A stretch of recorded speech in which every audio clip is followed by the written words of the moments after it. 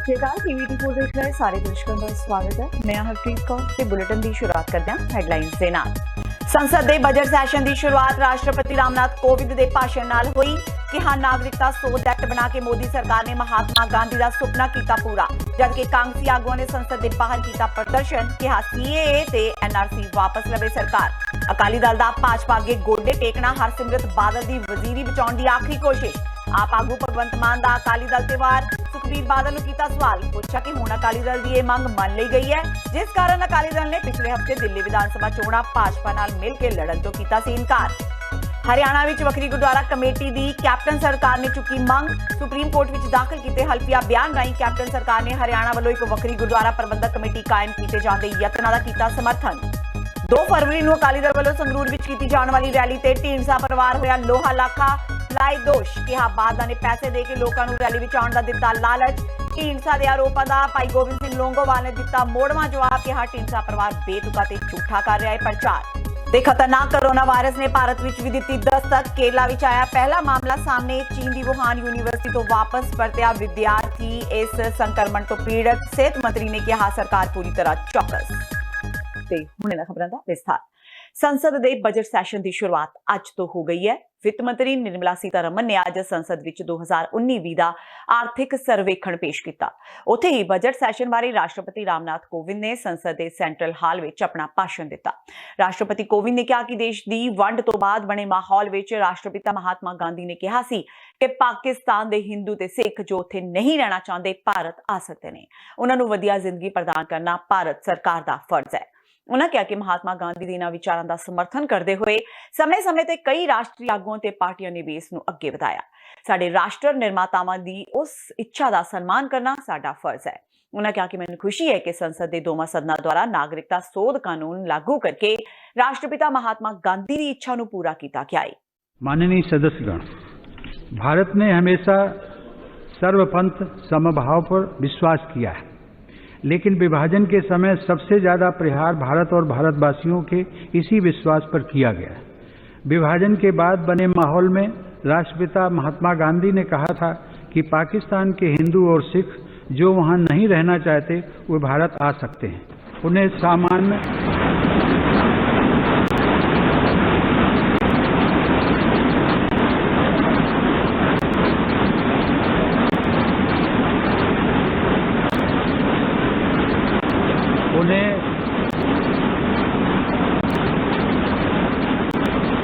सामान्य जीवन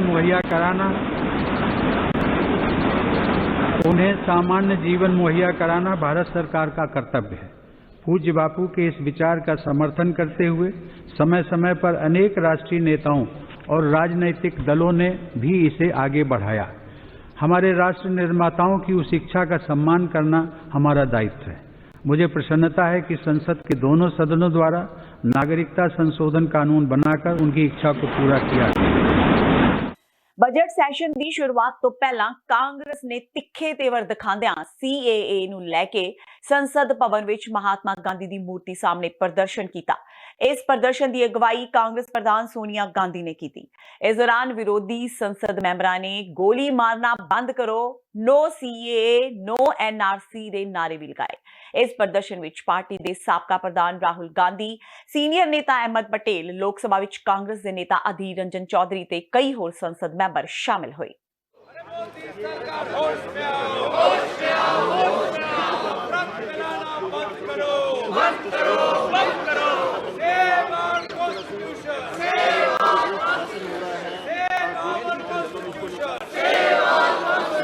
गोली मारना बंद करो, बंद करो, बंद करो। No to CAA, no CAA, no to NRC, no to NRC. Save our constitution, save our constitution. Aam Aadmi party Punjab के प्रधान ते संसद मैंबर भगवंत मान ने दिल्ली विधानसभा चोणां विच अकाली दल बादल वालों यू टर्न लैंदे हुए भाजपा नूं हमायत करन दे मुद्दे ते दिल्ली विच पहुंच उन्हां नूं घेरिया। उन्होंने कहा कि 4 दिन पहला विवादित सीएए के मुद्दे ते दिल्ली विच भाजपा नाल मिल के चोणां ना लड़न दी घुरकी मारन वाले बादलों का इस तरह भाजपा खास करके मोदी अमित शाह के पैरों में डिगना ਕੇਂਦਰੀ ਮੰਤਰੀ ਹਰਸਿਮਰਤ ਕੌਰ ਬਾਦਲ ਦੀ ਵਜ਼ੀਰੀ ਬਚਾਉਣ ਦੀ ਆਖਰੀ ਕੋਸ਼ਿਸ਼ ਹੈ। ਉਹਨਾਂ ਕਿਹਾ ਕਿ ਬਾਦਲ ਪਰਿਵਾਰ ਦੀ ਇਸ ਨਿੱਜੀ ਲਾਲਸਾ ਨੇ ਸ਼੍ਰੋਮਣੀ ਅਕਾਲੀ ਦਲ ਨੂੰ ਮਿੱਟੀ ਵਿੱਚ ਰੋਲ ਦਿੱਤਾ ਹੈ। ਦਿੱਲੀ ਵਿਧਾਨ ਸਭਾ ਚੋਣਾਂ ਲਈ ਪਾਰਟੀ ਉਮੀਦਵਾਰ ਗਰੀਸ ਸੋਨੀ ਦੇ ਹੱਕ ਵਿੱਚ ਰੋਡ ਸ਼ੋਅ ਦੌਰਾਨ ਭਗਵੰਤ ਮਾਨ ਨੇ ਸੁਖਬੀਰ ਸਿੰਘ ਬਾਦਲ ਨੂੰ ਪੁੱਛਿਆ ਕਿ ਕੀ ਭਾਜਪਾ ਨੇ ਸੀਏ ਸੰਬੰਧੀ ਅਕਾਲੀ ਦਲ ਦੀ ਗੱਲ ਮੰਨ ਲਈ ਹੈ, ਜਿਸ ਕਾਰਨ ਅਕਾਲੀ ਦਲ ਨੇ ਪਿਛਲੇ ਹਫ਼ਤੇ ਦਿੱਲੀ ਵਿਧਾਨ ਸਭਾ ਚੋਣਾਂ ਭਾਜਪਾ ਨਾਲ ਮਿਲ ਕੇ ਲੜਨ ਤੋਂ ਇਨਕਾਰ ਕਰ ਦਿੱਤਾ ਸੀ। ਭਗਵੰਤ ਮਾਨ ਨੇ ਕਿਹਾ ਕਿ ਹਰਸਿਮਰਤ ਬਾਦਲ ਦੀ ਡਗਮਗਾ ਰਹੀ ਕੁਰਸੀ ਨੂੰ ਬਚਾਉਣ ਲਈ ਬਾਦਲ ਪਰਿਵਾਰ ਆਪਣੀ ਨੈਤਿਕਤਾ ਦੇ ਨਾਲ-ਨਾਲ ਪਾਰਟੀ ਦੇ ਸਿਧਾਂਤਾਂ ਨੂੰ ਵੀ ਛਿੱਕੇ ਟੰਗ ਰਹੇ ਨੇ।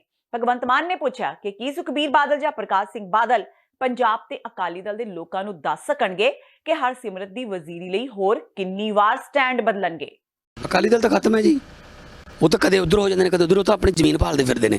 ਪਹਿਲਾਂ ਕਹਿੰਦੇ ਭੁੰਦੜ ਕਹਿੰਦਾ ਵੀ ਸਾਡਾ ਚੋਣ ਨਿਸ਼ਾਨ ਦਾ ਰੌਲਾ ਸੀ, ਇੱਕ ਕੋਈ ਚੰਦੂ ਮਾਰਿਆ ਕਹਿੰਦਾ ਸੀਟਾਂ ਘੱਟ ਦਿੰਦੇ ਸੀ, ਫਿਰ ਕਹਿੰਦੇ ਅਸੀਂ ਸੀਏ ਦੇ ਵਿਰੁੱਧ ਹਾਂ, ਤੇ ਹੁਣ ਫੇਰ ਆ ਕੇ ਕਹਿੰਦੇ ਸਮਰਥਨ ਤੁਹਾਨੂੰ ਹੀ ਦਿੰਦੇ ਹਾਂ। ਇਹ ਤਾਂ ਹਰਸਿਮਰਤ ਕੌਰ ਦੀ ਕੁਰਸੀ ਬਚਾਉਣ ਵਾਸਤੇ ਕੁਝ ਵੀ ਕਰਨ ਨੂੰ ਤਿਆਰ ਨੇ। ਸੋ ਅਕਾਲੀ ਦਲ ਦਾ ਕੋਈ ਸਟੈਂਡ ਨਹੀਂ, ਦੋ ਜੀਆਂ ਦੇ ਮੋਟਰਸਾਈਕਲ ਵਰਗਾ, ਜਿੱਦ ਨੂੰ ਮਰਜ਼ੀ ਟੇੜਾ ਕਰ ਲਓ ਉਧਰ ਹੀ ਖੜ ਜਾਂਦਾ। ਪੰਜਾਬ 'ਚੋਂ ਵੀ ਅਕਾਲੀ ਦਲ ਖਤਮ ਹੈ, ਇੱਥੋਂ ਵੀ ਖਤਮ ਹੈ। ਉੱਥੇ ਵੀ ਢੀਂਡਸਾ ਤੱਕੜੀ ਦਾ ਪੱਲਾ ਆਪਣਾ ਲਈ ਫਿਰਦਾ, ਬ੍ਰਹਮਪੁਰਾ ਤੱਕੜੀ ਦਾ ਪੱਲਾ ਆਪਣਾ ਲਈ ਫਿਰਦਾ, ਤਾਂ ਉਹਨਾਂ ਦੀ ਤੱਕੜੀ ਜਿਹੜੀ ਹੁਣ ਖਿੰਡ ਗਈ। ਜਿਹੜੇ ਕਹਿੰਦੇ ਹੁੰਦੇ ਸੀ ਝਾੜੂ ਖਿੰਡ ਗਿਆ ਨਾ, ਹੁਣ ਆਪਦੀ ਤੱਕੜੀ ਸੰਭਾਲ ਲੈਣੇ। ਮੁੱਖ ਮੰਤਰੀ ਕੈਪਟਨ ਅਮਰਿੰਦਰ ਸਿੰਘ ਦੀ ਅਗਵਾਈ ਹੇਠਲੀ ਪੰਜਾਬ ਸਰਕਾਰ ਨੇ ਸੁਪਰੀਮ ਕੋਰਟ ਵਿੱਚ ਆਪਣਾ ਸਟੈਂਡ ਬਦਲਦਿਆਂ ਹਰਿਆਣਾ ਵੱਲੋਂ ਇੱਕ ਵੱਖਰੀ ਗੁਰਦੁਆਰਾ ਪ੍ਰਬੰਧਕ ਕਮੇਟੀ ਕਾਇਮ ਕੀਤੇ ਜਾਣ ਦੇ ਯਤਨਾਂ ਦਾ ਸਮਰਥਨ ਕੀਤਾ ਹੈ। ਪੰਜਾਬ ਸਰਕਾਰ ਨੇ ਆਪਣਾ ਅਜਿਹਾ ਇਰਾਦਾ ਸੁਪਰੀਮ ਕੋਰਟ ਵਿੱਚ ਦਾਖਲ ਕੀਤੇ ਹਲਫੀਆ ਬਿਆਨ ਵਿੱਚ ਪ੍ਰਗਟਾਇਆ। ਪੰਜਾਬ ਸਰਕਾਰ ਨੇ ਆਪਣੇ ਹਲਫੀਆ ਬਿਆਨ ਵਿੱਚ ਕਿਹਾ ਕਿ ਸੰਸਦ ਨਹੀਂ ਸਗੋਂ ਸਬੰਧਤ ਸੂਬਿਆਂ ਨੂੰ ਆਪੋ ਆਪਣੇ ਅਧਿਕਾਰ ਖੇਤਰ ਅਧੀਨ ਆਉਂਦੇ ਗੁਰਦੁਆਰਾ ਸਾਹਿਬਾਨ ਦੇ ਮਾਮਲਿਆਂ ਨਾਲ ਸਬੰਧਤ ਕਾਨੂੰਨ ਲਾਗੂ ਕਰਨ ਜਾਂ ਉਹਨਾਂ ਵਿੱਚ ਸੋਧ ਕਰਨ ਦਾ ਪੂਰਾ ਅਧਿਕਾਰ ਹੁੰਦਾ ਹੈ। ਉਧਰ ਸ਼੍ਰੋਮਣੀ ਗੁਰਦੁਆਰਾ ਪ੍ਰਬੰਧਕ ਕਮੇਟੀ ਨੇ ਪੰਜਾਬ ਸਰਕਾਰ ਦੇ ਅਜਿਹੇ ਸਟੈਂਡ ਨੂੰ ਸ਼੍ਰੋਮਣੀ ਕਮੇਟੀ ਨੂੰ ਕਮਜ਼ੋਰ ਕਰਨ ਦੀ ਚਾਲ ਦੱਸਿਆ ਹੈ। ਸ਼੍ਰੋਮਣੀ ਕਮੇਟੀ ਦਾ ਕਹਿਣਾ ਹੈ ਕਿ ਪੰਜਾਬ ਸਰਕਾਰ ਦਾ ਅਜਿਹਾ ਹਲਫੀਆ ਬਿਆਨ ਸਿੱਖ ਵਿਰੋਧੀ ਹੈ ਤੇ ਇਹ ਸ਼੍ਰੋਮਣੀ ਕਮੇਟੀ ਵਿੱਚ ਵੰਡੀਆਂ ਪਾਉਣ ਦੀ ਸਾਜ਼ਿਸ਼ ਹੈ। ਸ਼੍ਰੋਮਣੀ ਗੁਰਦੁਆਰਾ ਪ੍ਰਬੰਧਕ ਕਮੇਟੀ ਸਿੱਖਾਂ ਦੀ ਚੁਣੀ ਹੋਈ ਨੁਮਾਇੰਦਾ ਜਮਾਤ ਹੈ ਔਰ ਜਿਸ ਦਾ ਐਕਟ 1925 ਦੇ ਵਿੱਚ ਜੋ ਬਣਿਆ ਸੀ, ਔਰ ਇਹ ਪੰਜਾਬ, ਹਰਿਆਣਾ, ਹਿਮਾਚਲ ਤੇ ਚੰਡੀਗੜ੍ਹ ਦੇ ਵਿੱਚੋਂ ਸਾਰੇ ਨੁਮਾਇੰਦੇ ਜਿਹੜੇ ਨੇ ਇਹ ਲੋਕ ਚੁਣਦੇ ਨੇ। ਉਹ ਚੁਣੇ ਹੋਏ ਨੁਮਾਇੰਦੇ ਜਿਹੜੇ ਨੇ ਅੱਗੇ ਆਪਣਾ ਪ੍ਰਧਾਨ ਤੇ ਐਗਜ਼ੈਕਟਿਵ ਤੇ ਦੂਜੇ ਅਹੁਦੇਦਾਰ ਚੁਣਦੇ ਨੇ। ਸੋ ਇਹ ਸਿੱਖਾਂ ਦੀ ਇੱਕ ਬਹੁਤ ਵੱਡੀ ਸ਼ਕਤੀ ਹੈ ਇਹਦੇ ਨਾਲ, ਤੇ ਸਾਰੇ ਸਿੱਖ ਜਿਹੜੇ ਨੇ ਇਸ ਸ਼ਕਤੀ ਦੇ ਨਾਲ ਸ਼੍ਰੋਮਣੀ ਗੁਰਦੁਆਰਾ ਪ੍ਰਬੰਧਕ ਕਮੇਟੀ ਨਾਲ ਜੁੜੇ ਹੋਏ ਨੇ। ਲੇਕਿਨ ਬੜੇ ਦੁੱਖ ਦੀ ਗੱਲ ਹੈ ਕਿ ਕੈਪਟਨ ਅਮਰਿੰਦਰ ਸਿੰਘ ਦੀ ਕਾਂਗਰਸ ਜਿਹੜੀ ਸਰਕਾਰ ਹੈ ਔਰ ਇਹ ਜੋ ਸਿੱਖ ਸ਼ਕਤੀ ਹੈ ਇਹਨੂੰ ਖੇਰੂ ਕਰਨ ਤੇ ਉੱਤੇ ਤੁਲੀ ਹੋਈ ਹੈ ਔਰ ਸ਼੍ਰੋਮਣੀ ਗੁਰਦੁਆਰਾ ਪ੍ਰਬੰਧਕ ਕਮੇਟੀ ਤੇ ਕਬਜ਼ਾ ਕਰਨ ਵਾਸਤੇ ਔਰ ਹੱਥਕੰਡੇ ਵਰਤ ਰਹੀ ਹੈ। ਸੋ ਇਹਦੇ ਤਹਿਤ ਹੀ ਜਿਵੇਂ ਜੋ ਹਰਿਆਣਾ ਵੱਲੋਂ ਜਿਹੜਾ ਵੱਖਰੀ ਕਮੇਟੀ ਬਣਾਉਣ ਦਾ ਮੁੱਦਾ ਚੱਲਿਆ ਸੀ, ਉਹ ਸੁਪਰੀਮ ਕੋਰਟ ਦੇ ਵਿੱਚ ਜਿਹੜਾ ਕੇਸ ਚੱਲ ਰਿਹਾ ਹੈ। ਔਰ ਬੜੇ ਦੁੱਖ ਦੀ ਗੱਲ ਹੈ ਕਿ ਕੈਪਟਨ ਅਮਰਿੰਦਰ ਸਿੰਘ ਨੇ ਆਪਣਾ ਜੋ ਹਲਫਨਾਮਾ ਹੈ ਸਰਕਾਰ ਦੇ ਵੱਲੋਂ ਉਹ ਇੱਕ ਸੁਪਰੀਮ ਕੋਰਟ ਦੇ ਵਿੱਚ ਦਿੱਤਾ ਗਿਆ ਹੈ ਔਰ ਜਿਹਦੇ ਵਿੱਚ ਵੱਖਰੀ ਜਿਹੜੀ ਹੈ ਹਰਿਆਣੇ ਦੀ ਕਮੇਟੀ ਬਣਨ ਵਾਸਤੇ ਉਹਦੀ ਸਪੋਰਟ ਕੀਤੀ ਗਈ ਹੈ। ਇਹ ਸਾਰੇ ਬਹੁਤ ਵੱਡਾ ਸਿੱਖ ਕੌਮ ਦੇ ਨਾਲ ਇੱਕ ਵੱਡਾ ਧਰੋਹ ਕਮਾਇਆ ਜਾ ਰਿਹਾ ਹੈ। ਵੈਸੇ ਤਾਂ ਇਹ ਜਿਹੜਾ ਮੁੱਦਾ ਹੈ ਨਾ ਸਟੇਟ ਦਾ ਤਾਂ ਮੁੱਦਾ ਹੈ ਹੀ ਨਹੀਂ। ਇਹ ਜੇ ਇਸ 1925 ਵਿੱਚ ਜੋ ਐਕਟ ਸੀ ਉਹਦੇ ਵਿੱਚ ਕੋਈ ਤਰਮੀਮ ਕਰਨੀ ਹੈ ਉਹ ਸੈਂਟਰ ਕਰ ਸਕਦਾ। ਅਕਾਲੀ ਦਲ ਤੋਂ ਬਾਗੀ ਹੋਏ ਸੁਖਦੇਵ ਸਿੰਘ ਢੀਂਡਸਾ ਤੇ ਉਹਨਾਂ ਦੇ ਪੁੱਤਰ ਸਾਬਕਾ ਮੰਤਰੀ ਪਰਮਿੰਦਰ ਸਿੰਘ ਢੀਂਡਸਾ ਵੱਲੋਂ ਪਿੰਡ ਛਾਜਲੀ ਵਿਖੇ ਰੱਖੀ ਗਈ ਇੱਕ ਰੈਲੀ ਵਿੱਚ ਹਜ਼ਾਰਾਂ ਲੋਕਾਂ ਦੇ ਇਕੱਠ ਨੂੰ ਸੰਬੋਧਨ ਕਰਦਿਆਂ ਪਰਮਿੰਦਰ ਢੀਂਡਸਾ ਨੇ ਕਿਹਾ ਕਿ ਇਸ ਆਪ ਮੁਹਾਰੇ ਇਕੱਠ ਨੇ ਦੱਸ ਦਿੱਤਾ ਹੈ ਕਿ ਤੁਸੀਂ ਸੱਚ ਦਾ ਸਾਥ ਦੇਣ ਲਈ ਤਿਆਰ ਬੈਠੇ ਹੋ, ਜਦਕਿ ਸੁਖਬੀਰ ਬਾਦਲ ਰੈਲੀ ਵਿੱਚ ਇਕੱਠ ਕਰਨ ਲਈ ਗੋਲਕ ਦੇ ਪੈਸੇ ਦੀ ਦੁਰਵਰਤੋਂ ਕਰ ਰਿਹਾ ਹੈ, ਕਿਉਂਕਿ SGPC ਦਾ ਪ੍ਰਧਾਨ ਪਿੰਡਾਂ ਵਿੱਚ ਸੁਨੇਹੇ ਭੇਜ ਰਿਹਾ ਹੈ ਕਿ ਜੋ ਰੈਲੀ ਵਿੱਚ 2 ਬੱਸਾਂ ਲੈ ਕੇ ਜਾਵੇਗਾ ਉਸ ਪਿੰਡ ਦੇ ਗੁਰੂ ਘਰ ਨੂੰ 2 ਲੱਖ ਰੁਪਏ ਦਿੱਤੇ ਜਾਣਗੇ। ਉਹਨਾਂ ਕਿਹਾ ਕਿ ਜਦੋਂ ਸਿਰਫ ਮਕਸਦ ਹੀ ਸੱਤਾ ਦੇ ਲਾਲਚ ਤੱਕ ਸੀਮਤ ਹੋ ਜਾਵੇ ਤਾਂ ਪਾਰਟੀ ਕਮਜ਼ੋਰ ਹੋ ਜਾਂਦੀ ਹੈ। ਜਿਵੇਂ ਬਾਦਲ ਪਰਿਵਾਰ ਸਿਰਫ ਕੇਂਦਰ ਵਿੱਚ ਆਪਣੀ ਕੁਰਸੀ ਬਚਾਉਣ ਲਈ ਹੀ ਭਾਜਪਾ ਨੂੰ ਆਪੇ ਸਮਰਥਨ ਦੇਣ ਦੀ ਗੱਲ ਕਰ ਰਿਹਾ ਹੈ। ਇਹ ਅਕਾਲੀ ਦਲ ਪੂਰੇ ਹਿੰਦੁਸਤਾਨ ਦੇ ਵਿੱਚ ਇਸ ਗੱਲ ਲਈ ਜਾਣਿਆ ਜਾਂਦਾ ਸੀ ਵੀ ਅਕਾਲੀ ਦਲ ਕੁਰਬਾਨੀਆਂ ਦੇਣ ਲਈ ਤੇ ਆਪਦੇ ਸਿਧਾਂਤਾਂ ਤੇ ਪਹਿਰਾ ਦੇਣ ਲਈ ਜਾਣਿਆ ਜਾਂਦਾ ਸੀ। ਪਰ ਅੱਜ ਜਿਹੜਾ ਹੈ ਲੋਕ ਜਿਹੜਾ ਰੋਜ਼ ਜਿਹੜਾ ਇਸ ਦੇਖ ਕੇ ਸੁਣ ਕੇ ਹੱਸਦੇ ਨੇ ਵੀ ਜੀ ਕਿਸੇ ਦਿਨ ਕੋਈ ਬਿਆਨ ਆ ਗਿਆ, ਕਿਸੇ ਦਿਨ ਕੋਈ ਬਿਆਨ ਆ ਗਿਆ। ਉਹ ਹੁਣ ਉਹ ਕੀ ਕਹਿਣਗੇ ਵੀ ਅਸੀਂ ਸਾਰੇ ਪੰਜਾਬ ਚੋਂ ਕੱਢ ਕਰਾਂਗੇ, ਗੱਲ ਇਹ ਨਹੀਂ ਹੈਗੀ। ਗੱਲ ਤਾਂ ਲੋਕਾਂ ਦੀ ਹੈ। ਤੁਸੀਂ ਅੱਜ ਇੱਥੇ ਲੋਕਾਂ ਦੀਆਂ ਭਾਵਨਾਵਾਂ ਜਿੰਨੇ ਜੋਸ਼ ਦੇ ਨਾਲ, ਜਿੰਨੇ ਉਤਸ਼ਾਹ ਦੇ ਨਾਲ ਲੋਕ ਆਏ ਨੇ, ਉਸ ਤੋਂ ਅਸਲ ਜਿਹੜੀ ਲੋਕਾਂ ਦੀ ਭਾਵਨਾ ਦਾ ਪਤਾ ਚੱਲਦਾ ਹੈ। ਇਹ ਤਾਂ ਹੁਣ ਪਿੰਡਾਂ ਦੇ ਵਿੱਚ ਜਾ ਕੇ ਕਿਤੇ ਤਾਂ ਕਹਿ ਰਹੇ ਨੇ, ਲਹਿਰੇ ਹਲਕੇ ਦੇ ਵਿੱਚ ਤੁਸੀਂ ਪਿੰਡਾਂ ਜਾ ਕੇ ਪਤਾ ਕਰ ਸਕਦੇ ਹੋ। ਉੱਥੇ ਪਿੰਡਾਂ ਵਿੱਚ ਆ ਕੇ ਕਹਿ ਰਹੇ ਨੇ ਜਿਹੜੇ ਸਾਡੇ ਐਗਜ਼ੈਕਟਿਵ ਕਮੇਟੀ ਦੇ ਮੈਂਬਰ ਨੇ, ਕਹਿੰਦੇ ਵੀ ਤੁਸੀਂ ਬੱਸ ਲੈ ਕੇ ਆਓ, ਅਸੀਂ ਤੁਹਾਨੂੰ ਲੱਖ ਰੁਪਈਆ ਗੁਰੂ ਘਰ ਨੂੰ ਦੇਵਾਂਗੇ ਜਾਂ 2 ਲੱਖ ਰੁਪਈਆ ਦੇਵਾਂਗੇ। ਤੇ ਇਹੀਆਂ ਜਿਹੀਆਂ ਗੱਲਾਂ, ਮਤਲਬ SGPC ਦੇ ਪੈਸੇ ਰੈਲੀ ਦੇ ਪ੍ਰਬੰਧਾਂ ਲਈ ਮਤਲਬ ਜੋੜ ਲਾ ਕੇ ਵੀ ਜੀ ਤੁਸੀਂ ਜੇ ਨਹੀਂ ਆਓਗੇ ਫਿਰ ਅਸੀਂ ਪੈਸੇ ਨਹੀਂ ਦਿੰਦੇ। ਇਹੀ ਜੀ ਦੱਸੋ ਕਿਸ ਤਰੀਕੇ ਦੇ ਨਾਲ ਚੱਲ ਰਹੀ ਹੈ ਇਹ? ਵੀ ਕੀ CA ਤੇ ਸਮਰਥਨ ਕਰਦੇ ਆ, BJP ਦੇ ਨਾਲ ਨੇ, ਜਾਂ ਜਿਵੇਂ CA ਕਹਿੰਦੇ, ਉਹਨਾਂ ਨੇ ਕਿਹਾ ਵੀ CA ਕਰਕੇ ਸਾਡਾ ਜਿਹੜਾ ਅਲਾਇੰਸ ਟੁੱਟ ਗਿਆ ਦਿੱਲੀ 'ਚ CA ਕਰਕੇ, ਤੇ ਫਿਰ ਹੁਣ ਕੀ ਇਹ CA ਨੂੰ ਉਹਨਾਂ ਨੇ ਅਕਾਲੀ ਦਲ ਨੇ ਉਸ ਸਟੈਂਡ ਨੂੰ ਛੱਡਤਾ। ਇਹ ਦੋਨੇ ਚੀਜ਼ਾਂ ਦਾ ਸਫਾਈ ਹੋਈ ਦੇ ਸਕਦੇ। ਢੀਂਡਸਾ ਪਰਿਵਾਰ ਵੱਲੋਂ ਅਕਾਲੀ ਦਲ ਦੀ ਸੰਗਰੂਰ ਰੈਲੀ ਸੰਬੰਧੀ ਕੀਤਾ ਜਾ ਰਿਹਾ ਪ੍ਰਚਾਰ ਕਿ 2 ਫਰਵਰੀ ਵਾਲੀ ਰੈਲੀ ਵਿੱਚ ਪੰਜਾਬ ਭਰ ਤੋਂ ਲੋਕਾਂ ਨੂੰ ਲਾਲਚ ਦੇ ਕੇ ਇਕੱਠਾ ਕੀਤਾ ਜਾਵੇਗਾ ਦੇ ਜਵਾਬ ਵਿੱਚ SGPC ਪ੍ਰਧਾਨ ਭਾਈ ਗੋਬਿੰਦ ਸਿੰਘ ਲੋਂਗੋਵਾਲ ਨੇ ਕਿਹਾ ਕਿ ਢੀਂਡਸਾ ਵੱਲੋਂ ਇਹ ਬੇਤੁਕਾ ਤੇ ਝੂਠਾ ਪ੍ਰਚਾਰ ਕੀਤਾ ਜਾ ਰਿਹਾ ਹੈ। ਉਹਨਾਂ ਕਿਹਾ ਕਿ ਅਸੀਂ ਦਾਅਵੇ ਨਾਲ ਕਹਿ ਸਕਦੇ ਹਾਂ ਕਿ ਇਸ ਰੈਲੀ ਵਿੱਚ ਸਿਰਫ ਸੰਗਰੂਰ ਲੋਕ ਸਭਾ ਹਲਕੇ, ਜਿਸ ਵਿੱਚ ਸੰਗਰੂਰ ਤੇ ਬਰਨਾਲਾ ਜ਼ਿਲ੍ਹੇ ਪੈਂਦੇ ਨੇ, ਦੇ ਲੋਕ ਹੀ ਸ਼ਾਮਿਲ ਹੋਣਗੇ। ਉਹਨਾਂ ਕਿਹਾ ਕਿ ਮੀਡੀਆ ਚਾਹੇ ਤਾਂ ਉਸ ਦਿਨ ਇਸ ਗੱਲ ਦੀ ਪੂਰੀ ਤਰ੍ਹਾਂ ਪੜਤਾਲ ਕਰ ਸਕਦਾ ਹੈ। ਇੱਕ ਵੀ ਗੱਡੀ ਇਸ ਰੈਲੀ ਵਿੱਚ ਹੋਰ ਜ਼ਿਲ੍ਹੇ ਦੀ ਨਹੀਂ ਹੋਵੇਗੀ।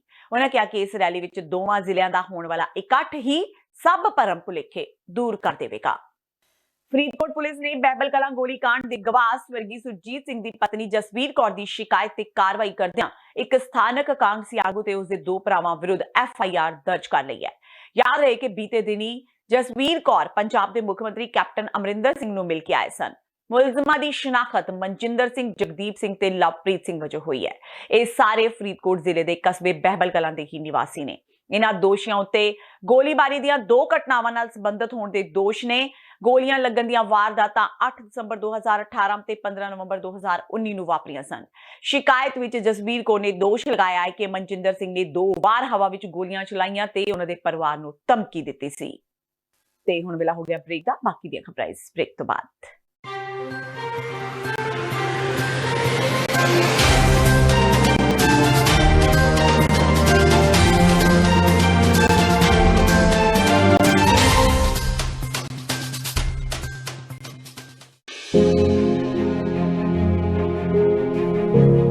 ਹਨੇਰੇ ਨੂੰ ਚੁਣੌਤੀ, ਜਾਲੀ ਖਬਰਾਂ ਅਤੇ ਝੂਠੇ ਪ੍ਰੋਪੇਗੈਂਡੇ ਦੇ ਇਸ ਯੁੱਗ ਵਿੱਚ ਸਿੱਖ ਸੰਘਰਸ਼ ਦਾ ਪੱਖ ਦੁਨੀਆ ਸਾਹਮਣੇ ਰੱਖਦਿਆਂ TV84 ਆਪਣੇ 8 ਸਾਲ ਪੂਰੇ ਕਰ ਚੁੱਕਿਆ। ਇਤਿਹਾਸਕ ਤੱਥਾਂ ਤੋਂ ਰੋਜ਼ਾਨਾ ਵਾਪਰ ਰਹੀਆਂ ਘਟਨਾਵਾਂ ਤੱਕ TV84 ਸਿੱਖ ਨਜ਼ਰੀਏ ਨੂੰ ਸੰਗਤਾਂ ਤੱਕ ਪਹੁੰਚਾਉਣ ਦਾ ਕੰਮ ਬਾਖੂਬੀ ਨਿਭਾ ਰਿਹਾ ਹੈ। ਕੌਮੀ ਆਵਾਜ਼ ਨੂੰ ਬੁਲੰਦ ਰੱਖਣ ਲਈ ਇੱਕ ਨਾਨ ਪ੍ਰੋਫਿਟ ਚੈਨਲ TV84 ਦਾ ਸਾਥ ਦਿਓ। 1 ਫਰਵਰੀ 2020 ਦਿਨ ਸ਼ਨੀਵਾਰ ਨੂੰ ਸ਼ਾਮ 6:30 ਵਜੇ ਸਪ੍ਰੈਂਜ਼ਾ ਬੈਂਕੁਏਟ ਹਾਲ, ਬਰੈਂਪਟਨ, ਓਨਟਾਰੀਓ ਵਿਖੇ ਪਹੁੰਚੋ ਅਤੇ ਹੱਕ ਸੱਚ ਦੀ ਆਵਾਜ਼ TV84 ਦੀ ਮਦਦ ਲਈ ਆਪਣਾ ਬਣਦਾ ਯੋਗਦਾਨ ਪਾਓ। ਵਧੇਰੇ ਜਾਣਕਾਰੀ ਲਈ ਤੁਸੀਂ ਹੇਠ ਦਿੱਤੇ ਨੰਬਰਾਂ ਤੇ ਸੰਪਰਕ ਕਰ ਸਕਦੇ ਹੋ।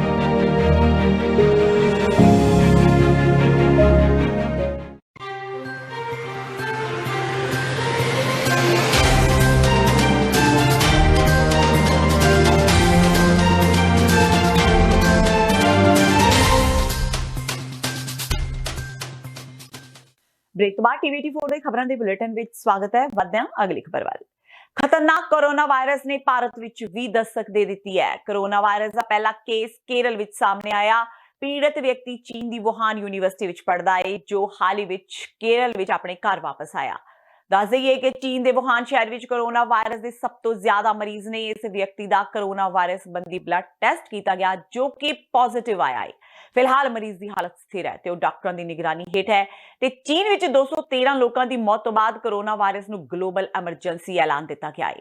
ਉਧਰ ਕੇਂਦਰੀ ਸਿਹਤ ਮੰਤਰੀ ਹਰਸ਼ਵਰਧਨ ਦਾ ਕਹਿਣਾ ਹੈ ਕਿ ਸਰਕਾਰ ਪੂਰੀ ਤਰ੍ਹਾਂ ਚੌਕਸ ਹੈ ਤੇ ਹਰ ਸਥਿਤੀ ਨਾਲ ਨਿਪਟਣ ਲਈ ਤਿਆਰ ਹੈ। The whole government is, I think, doing its best. We are screening everybody who is coming, and it's all being done at almost 20 airports. Amritsar ਦੇ ਸੁਲਤਾਨਵਿੰਡ ਖੇਤਰ ਵਿੱਚ ਐਸਟੀਐਫ ਬਾਰਡਰ ਰੇਂਜ ਨੇ ਡਰੱਗ ਫੈਕਟਰੀ ਦਾ ਪਰਦਾਫਾਸ਼ ਕੀਤਾ ਹੈ। ਐਸਟੀਐਫ ਨੂੰ ਕਰੀਬ 194 ਕਿਲੋ ਹੈਰੋਇਨ ਤੇ ਵੱਡੀ ਮਾਤਰਾ ਵਿੱਚ ਕੈਮੀਕਲ ਬਰਾਮਦ ਹੋਏ ਨੇ, ਜਿਸ ਦੀ ਇੰਟਰਨੈਸ਼ਨਲ ਬਾਜ਼ਾਰ ਵਿੱਚ ਕੀਮਤ ਲਗਭਗ 1000 ਕਰੋੜ ਰੁਪਏ ਦੱਸੀ ਜਾ ਰਹੀ ਹੈ। ਇਸ ਡਰੱਗ ਰੈਕੇਟ ਦੇ ਤਾਰ ਵਿਦੇਸ਼ਾਂ ਵਿੱਚ ਜੁੜਦੇ ਨਜ਼ਰ ਆ ਰਹੇ ਨੇ। ਅੱਜ ਐਸਟੀਐਫ ਦੇ ਏਡੀਜੀਪੀ ਨੇ ਪ੍ਰੈਸ ਕਾਨਫਰੰਸ ਵਿੱਚ ਦਾਅਵਾ ਕੀਤਾ ਕਿ ਮੁਲਜ਼ਮਾਂ ਦੇ ਤਾਰ ਇਟਲੀ ਵਿੱਚ ਬੈਠੇ ਨਸ਼ਾ ਤਸਕਰ ਸਿਮਰਜੀਤ ਸੰਧੂ ਨਾਲ ਜੁੜੇ ਨੇ। ਸਿਮਰ ਸੰਧੂ ਗੁਜਰਾਤ ਵਿੱਚ ਨਸ਼ਿਆਂ ਦੀ ਵੱਡੀ ਖੇਪ ਫੜਨ ਤੋਂ ਬਾਅਦ ਵਿਦੇਸ਼ ਭੱਜ ਗਿਆ ਸੀ। ਇੰਟਰਪੋਲ ਨੇ ਸੰਧੂ ਨੂੰ ਇਟਲੀ ਵਿੱਚ ਨਜ਼ਰਬੰਦ ਕੀਤਾ ਹੈ। ਐਸਟੀਐਫ ਦੇ ਮੁਖੀ ਹਰਪ੍ਰੀਤ ਸਿੱਧੂ ਨੇ ਕਿਹਾ ਕਿ ਦੋਸ਼ੀ ਅਫਗਾਨੀ ਨਾਗਰਿਕ ਨਸ਼ਿਆਂ ਨੂੰ ਮਿਕਸ ਕਰਨ ਵਿੱਚ ਮਾਹਿਰ ਹੈ। ਅੰਮ੍ਰਿਤਸਰ ਦੀ ਫੈਕਟਰੀ ਵਿੱਚ ਨਸ਼ਿਆਂ ਨੂੰ ਮਿਲਾਉਣ ਦਾ ਕੰਮ ਹੁੰਦਾ ਸੀ। ਦਰਅਸਲ ਨਸ਼ੇ ਦੀ ਇਹ ਫੈਕਟਰੀ ਸੁਲਤਾਨਵਿੰਡ ਦੇ ਆਕਾਸ਼ ਵਿਹਾਰ ਕਲੋਨੀ ਦੀ ਕੋਠੀ ਵਿੱਚ ਬਗੈਰ ਕਿਸੇ ਡਰ ਤੋਂ ਚੱਲ ਰਹੀ ਸੀ। ਫਿਲਹਾਲ ਐਸਟੀਐਫ ਨੇ ਕੋਠੀ ਨੂੰ ਸੀਲ ਕਰ ਦਿੱਤਾ ਹੈ, ਜਿਸ ਬਾਰੇ ਕਿਸੇ ਨੂੰ ਵੀ ਪਤਾ ਨਹੀਂ ਲੱਗਾ। ਇਹ ਇੱਕ ਵੱਡਾ ਸਵਾਲ ਹੈ। गिरफ्तार किए मुलजमां विच एक लड़की भी है, जिस बारे एसटीएफ के एडीजीपी ने कहा कि उसका नशा कारोबार विच की रोल सी, ਇਹ ਅੱਗੇ ਦੀ ਜਾਂਚ ਵਿੱਚ ਪਤਾ ਲੱਗੇਗਾ। ਉਧਰ ਇਸ ਮਾਮਲੇ ਵਿੱਚ ਫੜਿਆ ਗਿਆ ਅਫਗਾਨੀ ਨਾਗਰਿਕ ਭਾਰਤੀ ਵੀਜ਼ਾ ਤੇ ਭਾਰਤ ਵਿੱਚ ਆਇਆ ਸੀ ਤੇ ਕੁਝ ਦਿਨ ਪਹਿਲਾਂ ਹੀ ਦਿੱਲੀ ਰਾਹੀਂ ਭਾਰਤ ਆਇਆ ਸੀ। 194 ਕਿਲੋ ਪਲੱਸ ਰਿਕਵਰੀ ਹੈਗੀ ਹੈ ਹੈਰੋਇਨ ਦੀ। ਇਸ ਦੇ ਵਿੱਚ 4 ਹੋਰ ਲੋਕੀ ਅਰੈਸਟ ਹੋਏ ਆ, ਜਿਨ੍ਹਾਂ ਦੇ ਵਿੱਚ ਇੱਕ ਅਫਗਾਨ ਨੈਸ਼ਨਲ ਹੈ, 3 ਲੋਕਲ ਨੇ। ਜਿਹੜਾ ਅਫਗਾਨ ਨੈਸ਼ਨਲ ਹੈ ਉਹਦਾ ਨਾਮ ਅਰਮਾਨ ਹੈ। ਉਹ ਕੁਝ ਦਿਨ ਪਹਿਲਾਂ ਕਰੀਬ 19 ਤਰੀਕ ਨੂੰ ਦਿੱਲੀ ਉਤਰਿਆ ਸੀਗਾ, ਜਿੱਥੇ ਰਹਿ ਰਹੇ ਸੀਗੇ ਤੇ ਇਹਨਾਂ ਨੇ ਇੱਕ ਲੈਬ ਬਣਾਈ ਹੋਈ ਸੀਗੀ ਜਿੱਥੇ ਹੈਰੋਇਨ ਨੂੰ ਰਿਫਾਈਨ ਕਰਦੇ ਸੀਗੇ ਤੇ ਉਸ ਰਿਫਾਈਨਿੰਗ ਤੋਂ ਬਾਅਦ ਅੱਗੇ ਵੇਚਦੇ ਸੀਗੇ। ਸਾਡੇ ਕੋਲ ਸੋਰਸ ਇਨਫੋਰਮੇਸ਼ਨ ਆਈ ਸੀਗੀ ਜਿਸ ਦੇ ਵਿੱਚ ਇਹ ਸਾਰੇ ਫੜੇ ਗਏ। ਸਪੌਟ ਤੋਂ ਰਿਕਵਰੀ ਹੋਈ ਹੈ ਤੇ ਐਗਜ਼ੀਕਿਊਟਿਵ ਮੈਜਿਸਟ੍ਰੇਟ ਸਾਹਿਬ ਨੂੰ ਲਿਜਾ ਕੇ ਮੌਕੇ ਤੋਂ ਰਿਕਵਰੀ ਹੋਈ ਹੈ। ਦੂਜੀ ਗੱਲ ਇਹਦੇ 'ਚ ਇਹ ਹੈਗਾ, ਕੁਝ ਇਹਦੇ 'ਚ ਇੰਟਰਨੈਸ਼ਨਲ ਲਿੰਕ ਸਾਹਮਣੇ ਆਏ ਹੈ regarding one specific person Simarjeet Sandhu. ਉਸ ਦਾ ਰੋਲ ਅੱਗੇ ਆਇਆ ਹੈਗਾ, ਲੇਕਿਨ ਹਾਲੀ ਉਹ ਬੰਦਾ ਪ੍ਰੋਕਲੇਮਡ ਅਫੈਂਡਰ ਹੈਗਾ ਗੁਜਰਾਤ ਦੇ ਕੇਸ ਦੇ ਵਿੱਚ। ਜਦੋਂ ਅਰੈਸਟ ਹੋਇਆ ਉਸ ਤੋਂ ਬਾਅਦ ਅਸੀਂ ਅੱਗੇ ਉਹਦੀ ਤਫਤੀਸ਼ ਲੈ ਕੇ ਜਾ ਸਕਦੇ ਹਾਂ। ਇਨ ਬਰੀਫ ਆਹ ਹਾਲਾਤ ਹੈਗੇ ਕੇਸ ਦੇ ਤੇ ਸਾਨੂੰ ਉਮੀਦ ਹੈ ਕਿ ਇੰਨੀ ਭਾਰੀ ਰਿਕਵਰੀ ਤੋਂ ਬਾਅਦ we will be able to further take effective action against all supply lines। ਸਿੱਖੀ ਨੂੰ ਪ੍ਰਫੁੱਲਤ ਕਰਨ ਦੇ ਮਕਸਦ ਨਾਲ ਖਾਲਸਾ ਫੁੱਟਬਾਲ ਕਲੱਬ ਤੇ ਗਲੋਬਲ ਸਿੱਖ ਸਪੋਰਟਸ ਫੈਡਰੇਸ਼ਨ ਵੱਲੋਂ ਸ਼੍ਰੀ ਗੁਰੂ ਨਾਨਕ ਸਾਹਿਬ ਜੀ ਦੇ 550 ਸਾਲਾ ਪ੍ਰਕਾਸ਼ ਪੁਰਬ ਨੂੰ ਸਮਰਪਿਤ ਪਹਿਲਾ ਸਿੱਖ ਫੁੱਟਬਾਲ ਕੱਪ ਦਾ ਆਯੋਜਨ ਵੱਖ-ਵੱਖ ਜ਼ਿਲ੍ਹਿਆਂ ਵਿੱਚ ਕੀਤਾ ਜਾ ਰਿਹਾ ਹੈ। ਇਸੇ ਲੜੀ ਵਿੱਚ ਜ਼ਿਲ੍ਹਾ ਫਤਿਹਗੜ੍ਹ ਸਾਹਿਬ ਦੇ ਖੇਡ ਸਟੇਡੀਅਮ ਵਿੱਚ ਸਿੱਖ ਫੁੱਟਬਾਲ ਮੈਚ ਕਰਵਾਏ ਗਏ, ਜਿਸ ਵਿੱਚ 4 ਟੀਮਾਂ ਨੇ ਭਾਗ ਲਿਆ। ਅੱਜ ਹੋਏ ਮੈਚ ਦਾ ਉਦਘਾਟਨ ਐਸਜੀਪੀਸੀ ਮੈਂਬਰ ਕਰਨੈਲ ਸਿੰਘ ਪੰਜੌਲੀ ਨੇ ਕੀਤਾ। ਇਸ ਮੌਕੇ ਪੱਤਰਕਾਰਾਂ ਨਾਲ ਗੱਲਬਾਤ ਕਰਦਿਆਂ ਕਰਨੈਲ ਸਿੰਘ ਪੰਜੌਲੀ ਤੇ ਇੰਦਰਜੀਤ ਸਿੰਘ ਸੰਧੂ ਨੇ ਦੱਸਿਆ ਕਿ ਵਿਸ਼ਵ ਭਰ ਵਿੱਚ ਸਿੱਖ ਕੌਮ ਤੇ ਖਿਡਾਰੀਆਂ ਦੀ ਵੱਖਰੀ ਪਛਾਣ ਨਾਲ ਜਾਣੂ ਕਰਵਾਉਣ ਲਈ ਫੁੱਟਬਾਲ ਮੈਚ ਕਰਵਾਏ ਜਾ ਰਹੇ ਨੇ। ਇਹਨਾਂ ਖਿਡਾਰੀਆਂ ਵਿੱਚੋਂ ਹੀ 94 ਖਿਡਾਰੀ ਵਿਸ਼ਵ ਪੱਧਰ ਤੇ ਖੇਡਣਗੇ, ਜਿਸ ਨਾਲ ਸਿੱਖੀ ਤੇ ਸਿੱਖੀ ਸਰੂਪ ਦੀ ਦੁਨੀਆ ਭਰ ਵਿੱਚ ਪਛਾਣ ਬਣੇਗੀ। ਤੇ ਸਰਦਾਰ ਹਰਜੀਤ ਸਿੰਘ ਜੀ ਤੇ ਉਹਨਾਂ ਦੇ ਸਾਰੇ ਸਾਥੀਆਂ ਨੇ ਇਹ ਮਨੋਰਥ ਉਹਨਾਂ ਨੇ ਟੀਚਾ ਮਿਥਿਆ ਕਿ ਹਿੰਦੁਸਤਾਨ ਦੇ ਅੰਦਰ ਵੀ ਫੁੱਟਬਾਲ ਦੀ ਟੀਮ ਜਿਹੜੀ ਹੈ ਉਹ ਕਿਤੇ ਨਾ ਕਿਤੇ ਨੈਸ਼ਨਲ ਪੱਧਰ ਤੇ ਇੰਟਰਨੈਸ਼ਨਲ ਪੱਧਰ ਤੇ ਜਾਣੀ ਚਾਹੀਦੀ। ਤੇ ਜਿਹੜਾ ਉਹਨਾਂ ਨੇ ਖਾਲਸਾਈ ਇਹ ਟੂਰਨਾਮੈਂਟ ਕਰਾਉਣ ਦਾ ਆਰੰਭ ਕੀਤਾ, ਇਹਦੇ ਮਨੋਰਥ ਇਹ ਨੇ ਕਿ ਇੱਕ ਤਾਂ ਬੱਚਿਆਂ ਦੇ ਅੰਦਰ ਜਿਹੜੀ ਖੇਡਾਂ ਦਾ ਰੁਝਾਨ ਘਟ ਰਿਹਾ, ਉਹ ਰੁਝਾਨ ਨੂੰ ਪ੍ਰਫੁੱਲਤ ਕਰਨਾ, ਤੇਜ਼ ਕਰਨ ਦਾ ਯਤਨ ਹੈ। ਦੂਜਾ ਜਿਹੜਾ ਹੈ ਵੀ ਸਿੱਖੀ ਦਾ ਪ੍ਰਚਾਰ ਪ੍ਰਸਾਰ ਖੇਡਾਂ ਰਾਹੀਂ ਹੋ ਸਕੇ। ਤੀਜਾ ਜਿਹੜਾ ਹੈ ਵੀ ਬੱਚਿਆਂ ਨੂੰ ਨਸ਼ਿਆਂ ਤੋਂ ਰਹਿਤ ਕਰਵਾਉਣ ਦਾ ਯਤਨ ਕੀਤਾ ਜਾ ਸਕੇ। ਸਰਦਾਰ ਹਰਜੀਤ ਸਿੰਘ ਜੀ ਤੇ ਉਹਨਾਂ ਦੇ ਸਾਰੇ ਸਾਥੀਆਂ ਦਾ ਸ਼੍ਰੋਮਣੀ ਗੁਰਦੁਆਰਾ ਪ੍ਰਬੰਧਕ ਕਮੇਟੀ ਜਿੱਥੇ ਧੰਨਵਾਦ ਕਰਦੀ ਹੈ, ਉਹਨਾਂ ਦੇ ਇਸ ਕਾਰਜ ਦੀ ਪ੍ਰਸ਼ੰਸਾ ਵੀ ਕਰਦੀ ਹੈ। ਔਰ ਸ਼੍ਰੋਮਣੀ ਗੁਰਦੁਆਰਾ ਪ੍ਰਬੰਧਕ ਕਮੇਟੀ ਇਹਨਾਂ ਨੂੰ ਭਰੋਸਾ ਅਸੀਂ ਦਿੰਦੇ ਹਾਂ ਸ਼੍ਰੋਮਣੀ ਕਮੇਟੀ ਵੱਲੋਂ ਕਿ ਹਰ ਤਰ੍ਹਾਂ ਦੀ ਮਦਦ ਜਿਹੜੀ ਹੈ ਸ਼੍ਰੋਮਣੀ ਗੁਰਦੁਆਰਾ ਪ੍ਰਬੰਧਕ ਕਮੇਟੀ ਵੱਲੋਂ ਇਸ ਖਾਲਸਾ ਫੁੱਟਬਾਲ ਟੂਰਨਾਮੈਂਟ ਕਰਵਾਉਣ ਵਾਲੇ ਸੱਜਣਾਂ ਦੀ ਕੀਤੀ ਜਾਏਗੀ। ਦੀਵਾਨ ਟੋਡਰਮਲ ਦੀ ਹਵੇਲੀ ਦੀ ਸਾਂਭ ਸੰਭਾਲ ਵਿੱਚ ਪੰਜਾਬ ਤੇ ਹਰਿਆਣਾ ਹਾਈ ਕੋਰਟ ਨੇ ਪੰਜਾਬ ਸਰਕਾਰ ਅਤੇ ਸ਼੍ਰੋਮਣੀ ਕਮੇਟੀ ਤੋਂ ਜਵਾਬ ਮੰਗਿਆ ਹੈ। ਐਡਵੋਕੇਟ ਐਚ.ਸੀ. ਅਰੋੜਾ ਨੇ ਪੰਜਾਬ ਤੇ ਹਰਿਆਣਾ ਹਾਈ ਕੋਰਟ ਵਿੱਚ ਦੀਵਾਨ ਟੋਡਰਮਲ ਦੀ ਹਵੇਲੀ ਦੀ ਹਿਫਾਜ਼ਤ ਲਈ PIL ਦਾਖਲ ਕੀਤੀ ਸੀ। HC ਅਰੋੜਾ ਮੁਤਾਬਕ ਪੰਜਾਬ ਸਰਕਾਰ ਨੇ 2003 ਵਿੱਚ ਇਸ ਹਵੇਲੀ ਨੂੰ ਸਟੇਟ ਮੋਨੂਮੈਂਟ ਡਿਕਲੇਅਰ ਕਰ ਦਿੱਤਾ ਸੀ, ਜਿਸ ਮੁਤਾਬਕ ਸਰਕਾਰ ਇਸ ਮੋਨੂਮੈਂਟ ਦੀ ਦੇਖ-ਰੇਖ ਕਰੇਗੀ ਤੇ ਇਸ ਨੂੰ ਆਮ ਲੋਕਾਂ ਲਈ ਖੁੱਲਾ ਰੱਖੇਗੀ। ਅਰੋੜਾ ਨੇ ਕਿਹਾ ਕਿ ਸਰਕਾਰ ਜਾਂ ਜਿਸ ਦੀ ਵੀ ਜ਼ਮੀਨ ਤੇ ਉਹ ਮੋਨੂਮੈਂਟ ਹੁੰਦਾ ਹੈ, ਉਹ ਕਿਸੇ ਨੂੰ ਵੀ ਇਹ ਜ਼ਮੀਨ ਵੇਚ ਨਹੀਂ ਸਕਦਾ। ਦੱਸਦੇ ਕਿ ਟੋਡਰਮਲ ਦੀ ਹਵੇਲੀ ਦੀ ਮਾਲਕ ਸ਼੍ਰੋਮਣੀ ਗੁਰਦੁਆਰਾ ਪ੍ਰਬੰਧਕ ਕਮੇਟੀ ਹੈ ਤੇ ਹੁਣ ਇਹ ਤੈਅ ਕਰਨਾ ਹੈ ਕਿ ਟੋਡਰਮਲ ਦੀ ਹਵੇਲੀ ਦਾ ਰੱਖ ਰਖਾਵ ਸ਼੍ਰੋਮਣੀ ਕਮੇਟੀ ਨੇ ਕਰਨਾ ਹੈ ਜਾਂ ਫਿਰ ਪੰਜਾਬ ਸਰਕਾਰ ਨੇ। ਪਰ 2003 ਵਿੱਚ ਜਦੋਂ ਪੰਜਾਬ ਸਰਕਾਰ ਨੇ ਇਸ ਨੂੰ ਸੁਰੱਖਿਅਤ ਮੋਨੂਮੈਂਟ ਡਿਕਲੇਅਰ ਕੀਤਾ ਤਾਂ ਉਸ ਤੋਂ ਬਾਅਦ ਇਸ ਨੂੰ ਬਿਲਕੁਲ ਐਦਾਂ ਹੀ ਛੱਡ ਦਿੱਤਾ। ਉਹ ਜੜਿਆ ਹੋਇਆ ਜਗ੍ਹਾ, ਉੱਥੇ ਲੋਕੀ ਜਾਣਾ ਵੀ ਚਾਹੁੰਦੇ, ਉੱਥੇ ਕੁਝ ਵੀ ਹੈ ਨਹੀਂ, ਉੱਥੇ ਬੈਠਣ ਉੱਠਣ ਵਾਸਤੇ ਵੀ ਜਗ੍ਹਾ ਨਹੀਂ ਹੈਗੀ। ਤਾਂ ਇਹ ਹੁਣ ਇਹਦੀ ਹਾਲਤ ਕਾਫੀ ਖਸਤਾ ਹੋ ਚੁੱਕੀ ਸੀ, ਪਰ ਨਾ ਤਾਂ SGPC ਕੁਝ ਕਰ ਰਹੀ ਸੀ, ਨਾ ਪੰਜਾਬ ਸਰਕਾਰ ਕਰ ਰਹੀ ਸੀ। ਇਸ ਹਾਲਾਤ ਦੇ ਵਿੱਚ ਮੈਂ ਪਟੀਸ਼ਨ ਪਾਈ ਸੀ, ਜਨਹਿਤ ਪਟੀਸ਼ਨ, ਕਿ ਸਰਕਾਰ ਨੂੰ ਹੁਕਮ ਦਿੱਤਾ ਜਾਵੇ ਔਰ SGPC ਨੂੰ ਕਿ ਇਸ ਦੇ ਨਾਲ ਛੇੜਛਾੜ ਨਾ ਕਰਨ ਔਰ ਇਸ ਨੂੰ ਕਿਸੇ ਐਸੀ ਏਜੰਸੀ ਨੂੰ, ਮੰਨੀ ਪ੍ਰਮਾਨੀ ਏਜੰਸੀ ਨੂੰ, ਜਿਹੜੀ ਕਿ ਇਸ ਤਰ੍ਹਾਂ ਦੇ ਨੈਸ਼ਨਲ ਲੈਵਲ ਦੇ ਮੋਨੂਮੈਂਟ ਨੂੰ ਸੰਭਾਲਦੀ ਹੈ, ਉਹਨੂੰ ਪ੍ਰੀਜ਼ਰਵ ਕਰਦੀ ਹੈ, ਰਿਸਟੋਰ ਕਰਦੀ ਹੈ, ਉਸ ਨੂੰ ਇਹ ਸੌਂਪਿਆ ਜਾਵੇ ਕੰਮ ਔਰ ਇਸ ਨੂੰ ਸੰਭਾਲਿਆ ਜਾਵੇ। ਇਹ ਸਾਡੀ ਬਹੁਤ ਵੱਡੀ ਵਿਰਾਸਤ ਹੈ, ਸਾਰੇ ਹਿੰਦੁਸਤਾਨ ਦੀ ਵਿਰਾਸਤ ਹੈ, ਹਿੰਦੂਆਂ ਦੀ, ਸਿੱਖਾਂ ਦੀ, ਸਭ ਦੀ। ਸੋ ਉਸ ਦੀ ਸੁਣਵਾਈ ਕਰਦੇ ਹੋਏ ਆਨਰੇਬਲ ਹਾਈ ਕੋਰਟ ਨੇ 17 ਮਾਰਚ ਦਾ ਨੋਟਿਸ ਜਾਰੀ ਕੀਤਾ ਹੈ SGPC ਨੂੰ ਔਰ ਪੰਜਾਬ ਸਰਕਾਰ ਨੂੰ, ਔਰ ਨਾਲੇ ਸਟੇਟਸ ਕੋ ਦਾ ਆਰਡਰ ਦਿੱਤਾ ਕਿ ਇਸ ਦੇ ਨਾਲ ਕੋਈ ਛੇੜਛਾੜ ਨਹੀਂ ਕੀਤੀ ਜਾਏਗੀ ਪ੍ਰਾਪਰਟੀ ਨਾਲ ਅਗਲੀ ਤਰੀਕ ਤੱਕ। ਪੰਜਾਬੀ ਗਾਇਕ ਤੇ ਅਦਾਕਾਰ ਗੁਰਦਾਸ ਮਾਨ ਦੇ ਪੁੱਤਰ ਗੁਰਿਕ ਮਾਨ ਨੇ ਅੱਜ ਹੁਸ਼ਿਆਰਪੁਰ ਦੇ ਮੁੰਡਿਆਂ ਜੱਟਾਂ ਦੀ ਸਿਮਰਨ ਕੌਰ ਮੁੰਡੀ ਨਾਲ ਸ਼੍ਰੀ ਗੁਰੂ ਗ੍ਰੰਥ ਸਾਹਿਬ ਜੀ ਦੀ ਹਜ਼ੂਰੀ ਵਿੱਚ ਲਾਵਾਂ ਲਈਆਂ। ਇਸ ਦੌਰਾਨ ਕਈ ਤਸਵੀਰਾਂ ਸੋਸ਼ਲ ਮੀਡੀਆ ਤੇ ਵਾਇਰਲ ਹੋਈਆਂ। ਦੱਸ ਦੇਈਏ ਕਿ ਗੁਰਦਾਸ ਮਾਨ ਦੇ ਪੁੱਤਰ ਦੇ ਵਿਆਹ ਵਿੱਚ ਪੰਜਾਬੀ ਫਿਲਮ ਇੰਡਸਟਰੀ ਦੇ ਨਾਲ ਬਾਲੀਵੁੱਡ ਦੀਆਂ ਵੀ ਕਈ ਹਸਤੀਆਂ ਨੇ ਸ਼ਿਰਕਤ ਕੀਤੀ। ਇਸ ਤੋਂ ਪਹਿਲਾਂ ਗੁਰਿਕ ਮਾਨ ਦੀ ਹਲਦੀ ਦੀ ਰਸਮ ਵਿੱਚ ਗੁਰਦਾਸ ਮਾਨ ਸਮੇਤ ਬਾਲੀਵੁੱਡ ਦੀਆਂ ਹੋਰ ਹਸਤੀਆਂ ਨੇ ਖੂਬ ਰੌਣਕਾਂ ਲਗਾਈਆਂ ਸਨ। ਮਸ਼ਹੂਰ ਜੋੜੀ ਦੇ ਵਿਆਹ ਵਿੱਚ ਹਨੀ ਸਿੰਘ ਬਾਦਸ਼ਾਹ, ਕਪਿਲ ਸ਼ਰਮਾ, ਸਰਗੁਣ ਮਹਿਤਾ ਤੇ ਐਮੀ ਵਿਰਕ ਸਮੇਤ 102 ਮਹਿਮਾਨ 2 ਦਿਨ ਪਟਿਆਲਾ ਰਹੇ। ਵੀਰਵਾਰ ਨੂੰ ਗੁਰਿਕ ਮਾਨ ਤੇ ਸਿਮਰਨ ਕੌਰ ਮੁੰਡੀ ਦੀ ਮਹਿੰਦੀ ਦੀਆਂ ਰਸਮਾਂ ਇੱਕ ਹੋਟਲ ਵਿੱਚ ਹੋਈਆਂ। ਪੁੱਤਰ ਦੀ ਹਲਦੀ ਸੈਰੇਮਨੀ ਵਿੱਚ ਗੁਰਦਾਸ ਮਾਨ ਨੇ ਆਪਣਾ ਹਿੱਟ ਗੀਤ ਮੁੜ ਯਾਦ ਸਤਾਵੇ ਪਿੰਡ ਦੀਆਂ ਗਲੀਆਂ ਦੀ ਗਾ ਕੇ ਖੂਬ ਭੰਗੜਾ ਪਾਇਆ ਸੀ ਤੇ ਕੁਝ ਮਹਿਮਾਨਾਂ ਲਈ ਇੱਕ ਵਧੀਆ ਕਾਕਟੇਲ ਪਾਰਟੀ ਵੀ ਰੱਖੀ ਸੀ। ਦੱਸ ਦਈਏ ਕਿ ਗੁਰਿਕ ਮਾਨ ਵੀਡੀਓ ਡਾਇਰੈਕਟਰ ਹੈ, ਜਦਕਿ ਸਿਮਰਨ ਕੌਰ ਮੁੰਡੀ ਮੁੰਬਈ ਦੀ ਇੱਕ ਮਾਡਲ ਤੇ ਅਦਾਕਾਰਾ ਹੈ। मैं ये कहना चाहनी हाँ कि आज बहुत वड्डा दिन है मेरे लिए, खासकर बिकॉज मेरी इस फैमिली नाल बहुत ही पुरानी रिलेशन हैगे। पिछले 35 साल तो असी एक दूजे दे नाल ही जिवें you know just like family. तो मैं बहुत खुश हाँ 21 लई सिमरन लई एंड बहुत मेरे दिलों में थे आई हाँ गुरदास जी ते मनजीत जी दे नाल इस खुशी विच शामिल होने लगी। बहुत बधाई, क्योंकि गुरिक को तो मैंने इतना छोटा सा देखा है, मतलब 7-8 साल का था तब से हमारी और मान साहब और मनजीत की दोस्ती है और उसको बहुत बधाई देता हूँ उसको और विश करता हूँ कि हमेशा खुश रहे। पंजाबी साहित्य विच नामवर शख्सियत डॉक्टर दलीप कौर टिवाणा दा अज देहांत हो गया। ਉਹ ਪਿਛਲੇ ਕੁਝ ਸਮੇਂ ਤੋਂ ਮੋਹਾਲੀ ਦੇ ਮੈਕਸ ਹਸਪਤਾਲ ਵਿੱਚ ਦਾਖਲ ਸਨ। ਟਿਵਾਣਾ ਦੀ ਮ੍ਰਿਤਕ ਦੇਹ ਨੂੰ ਪਹਿਲਾਂ ਪਟਿਆਲੇ ਉਹਨਾਂ ਦੀ ਪੰਜਾਬੀ ਯੂਨੀਵਰਸਿਟੀ ਵਿੱਚ ਰਿਹਾਇਸ਼ B12 ਵਿੱਚ ਲਿਜਾਇਆ ਗਿਆ, ਜਿੱਥੇ ਕੱਲ 12 ਵਜੇ ਉਹਨਾਂ ਦਾ ਸੰਸਕਾਰ ਕੀਤਾ ਜਾਵੇਗਾ। ਦੱਸ ਦਈਏ ਕਿ ਦਲੀਪ ਕੌਰ ਟਿਵਾਣਾ ਦਾ ਜਨਮ 4 ਮਈ 1935 ਨੂੰ ਜ਼ਿਲ੍ਹਾ ਲੁਧਿਆਣਾ ਦੇ ਪਿੰਡ ਰੱਬੋਂ ਵਿੱਚ ਹੋਇਆ ਸੀ। MA ਤੋਂ ਬਾਅਦ ਪੰਜਾਬ ਯੂਨੀਵਰਸਿਟੀ ਚੰਡੀਗੜ੍ਹ ਤੋਂ PhD ਦੀ ਡਿਗਰੀ ਹਾਸਲ ਕੀਤੀ ਤੇ ਲੰਮਾ ਸਮਾਂ ਉਹ ਇੱਕ ਅਧਿਆਪਕ ਰਹੇ। ਟਿਵਾਣਾ ਨੇ 3 ਨਾਵਲਾਂ, 7 ਕਹਾਣੀ ਸੰਗ੍ਰਹਿਾਂ ਤੇ ਸਵੈ ਜੀਵਨੀਆਂ ਦੀ ਸਿਰਜਣਾ ਕੀਤੀ। ਇਸ ਤੋਂ ਬਿਨਾਂ 3 ਆਲੋਚਨਾ ਪੁਸਤਕਾਂ, 3 ਪੁਸਤਕਾਂ ਬੱਚਿਆਂ ਲਈ ਤੇ 2 ਵਾਰਤਕ ਸੰਗ੍ਰਹਿਾਂ ਦੀ ਰਚਨਾ ਵੀ ਕੀਤੀ ਤੇ ਉਹਨਾਂ ਨੂੰ ਪਦਮ ਸ਼੍ਰੀ ਨਾਲ ਵੀ ਨਵਾਜਿਆ ਜਾ ਚੁੱਕਾ ਹੈ। ਤੇ ਇਹ ਸਨ ਹੁਣ ਤੱਕ ਦੀਆਂ ਖਬਰਾਂ। ਜਾਂਦੇ ਇੱਕ ਵਾਰ ਫੇਰ ਨਜ਼ਰ ਮਾਰਦੇ ਹਾਂ ਮੁੱਖ ਖਬਰਾਂ ਤੇ। ਸੰਸਦ ਦੇ ਬਜਟ ਸੈਸ਼ਨ ਦੀ ਸ਼ੁਰੂਆਤ ਰਾਸ਼ਟਰਪਤੀ ਰਾਮਨਾਥ ਕੋਵਿੰਦ ਦੇ ਭਾਸ਼ਣ ਨਾਲ ਹੋਈ। ਕਿਹਾ ਨਾਗਰਿਕਤਾ ਸੋਧ ਐਕਟ ਬਣਾ ਕੇ ਮੋਦੀ ਸਰਕਾਰ ਨੇ ਮਹਾਤਮਾ ਗਾਂਧੀ ਦਾ ਸੁਪਨਾ ਕੀਤਾ ਪੂਰਾ, ਜਦਕਿ ਕਾਂਗਰਸੀ ਆਗੂਆਂ ਨੇ ਸੰਸਦ ਦੇ ਬਾਹਰ ਕੀਤਾ ਪ੍ਰਦਰਸ਼ਨ। ਕਿਹਾ CAA ਤੇ NRC ਵਾਪਸ ਲਵੇ ਸਰਕਾਰ। ਅਕਾਲੀ ਦਲ ਦਾ ਭਾਜਪਾ ਅੱਗੇ ਗੋਡੇ ਟੇਕਣਾ, ਹਰਸਿਮਰਤ ਬਾਦਲ ਦੀ ਵਜ਼ੀਰੀ ਬਚਾਉਣ ਦੀ ਆਖਰੀ ਕੋਸ਼ਿਸ਼।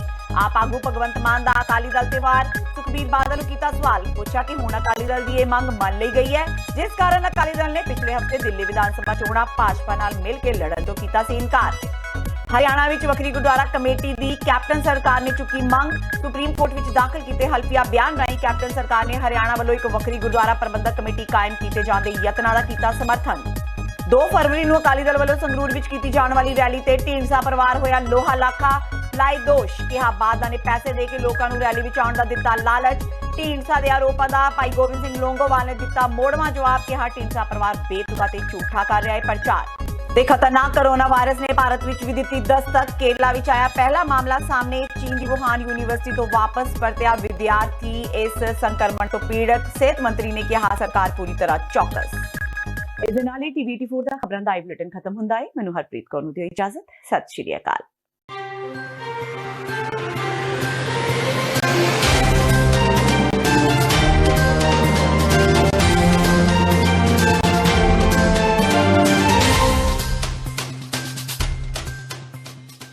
ਕੀ ਤੁਸੀਂ ਆਪਣੇ ਟੈਕਸਿਸ ਨੂੰ ਲੈ